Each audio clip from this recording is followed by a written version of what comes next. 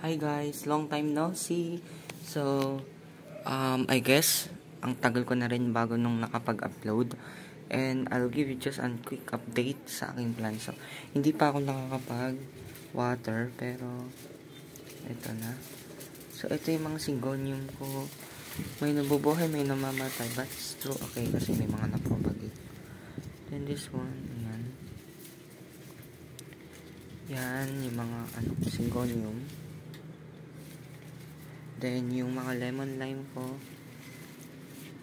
Then, yung green emerald. If I'm not mistaken, correct me if I'm wrong.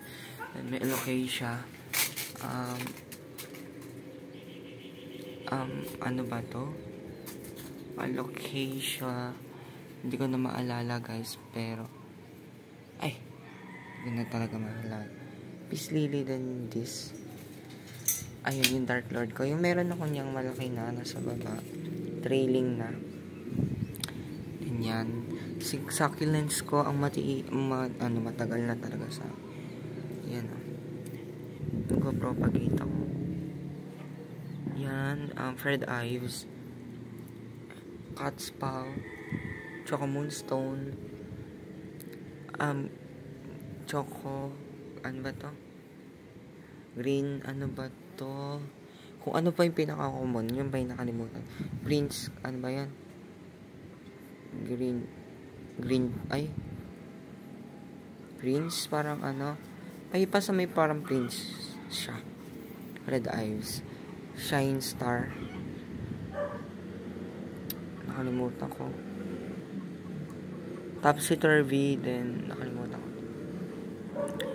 Melako. Wait lang. Ganito ako dyan, dilag. Guys, ay, kung hindi nyo alam, ganito ako mag-dilag. Ito sa amin, ayan. Quick update. So, di ba dati alayan, guys? Lalo na yan, wala yan. Yan. Yung mga ko lang yung nilalagyan. Like this. May mga paano. Yung mga may ako. Cuttings ba to? Ay! Kalimutan ko na siya eh. Yung ng leaves. Yan kung ko. Medyo siya kasi yan.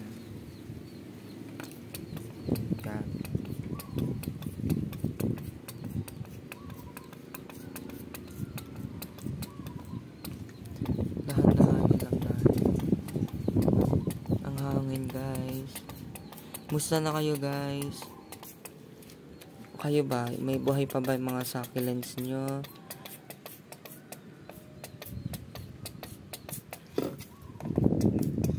Please tell me in the comment section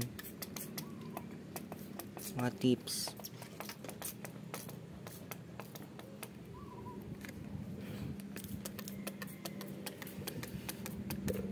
Ganyan lang ako mag-deliver para hindi siya over water. Talagang sa area lang doon sa kid. Okay. Yan lang. Then this one.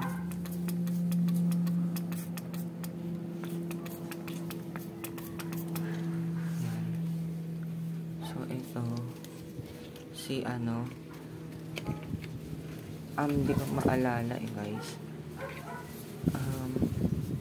Di na kasi talaga ako kasi nag-aaral po kasi ako like what I said guys before nung na face to face. Diba sabi ko talagang siguro mahirapan na ako mag-upload.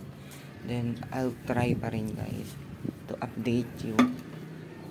Ito yung mga ito si Black Velvet. Yan na lang sila. Yun. Then, yan.